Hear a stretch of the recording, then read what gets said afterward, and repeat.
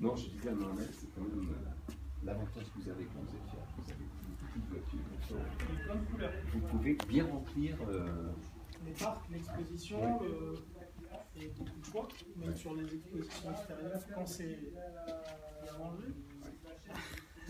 Ah, vous avez changé les étiquettages, On a tout modifié.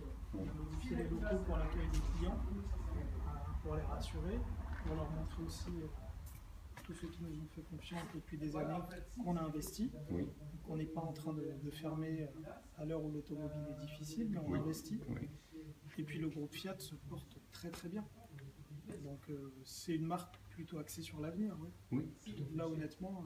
Avec des valeurs, il y a un capital sympathie chez Oui, Fiat, et puis ils sont en train de le regagner. Ils sont en train de le regagner, de changer tout ça. Donc on croise les doigts pour l'avenir, mais il n'y a pas de raison. On a des beaux produits. Et la reprise des Américains. De Chrysler, Oui. non, ça risque de changer juste l'établissement du siège social qui risque de retourner aux États-Unis.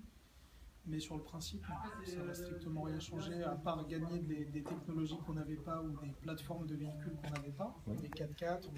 Pas vendre des Jeeps, ça va être sympa, non? Les Cherokee. Ah ouais, ça va être sympa. Et puis on récupère cette technologie pour les marques Fiat. Oui. Donc ça permet de sortir des nouveaux modèles Fiat qui étaient anciennement Dodge ou Jeep aux États-Unis. Donc du look américain, look un peu 4x4.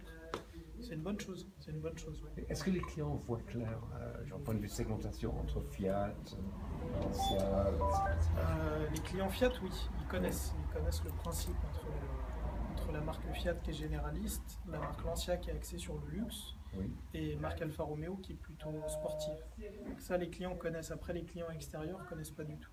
Il n'y a pas de communication spécifique de fait. Donc non, ça c'est encore un peu pour les connaisseurs. Oui. Ouais. Et Ferrari dans tout ça? Ferrari, c'est encore à part. Oui. Personne n'assimile Ferrari à Fiat, alors que Fiat est patron de Ferrari. Oui, justement. C'est... Mais j'ai cru entendre que vous vous retirez un petit peu, non? Non, pour le moment, non, le président a changé, mais ça reste du Fiat complet. Ouais. Ouais. Mais bon, il y a Ferrari, il y a Maserati, Ouais. il y a Iveco, il y a Iris Bus pour les bus, il y a CNH pour l'agriculture, ils font des missiles pour l'armée de l'air. Enfin, Fiat, c'est... Mais ce qui est dommage, c'est que vous ne bénéficiez pas autant que vous pourrez peut-être de l'image de marque de Ferrari qui peut regérer un petit peu sur... C'est un peu délicat, mais c'est pas les mêmes marchés. C'est-à-dire que Ferrari, c'est fait pour garder un côté exclusif et un côté très, on va dire, des véhicules où on marche énormément. Oui. Et Fiat, c'est un petit peu plus... nous, on ne fait pas du tout justement de lien entre Ferrari ou Fiat. Par contre, la marque Abarth le fait sur les préparations. Oui. Parce qu'on a des Abarth badgés Maserati, badgés Ferrari. Oui. Donc eux le font. Mais ça se destine à des clients très très fortunés. On parle de 40-50 000 euros pour une Fiat 500. Donc c'est pas accessible. Nous, on s'engrange pas dedans. C'est pas accessible pour le commun des mortels, honnêtement. Donc nous, on le fait pas, mais les grandes marques à défaut le font. C'est-à-dire que vous allez chez Ferrari ou chez Maserati, ils ont des Abarth Maserati, Ferrari en véhicule de prêt. Donc eux font le lien entre les deux, mais nous, on fait pas le lien inverse. C'est intéressant quand même. Comme problématique, hein. Comment ne pas dévaloriser la marque Ferrari, c'est ça. Mais vous réussir à voilà. Mais vous montez dans une Ferrari, les pièces, hein, les commodos qui sont les clignotants, etc., c'est les mêmes que vous avez dans une Fiat Punto. C'est impressionnant, mais c'est la même chose.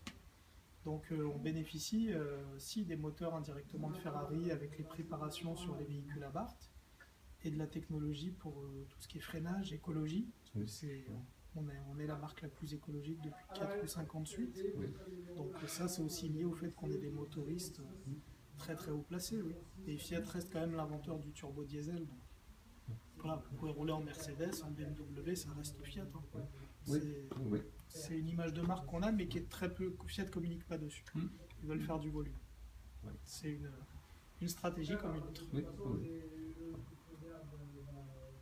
Bon, on va arrêter de filmer parce que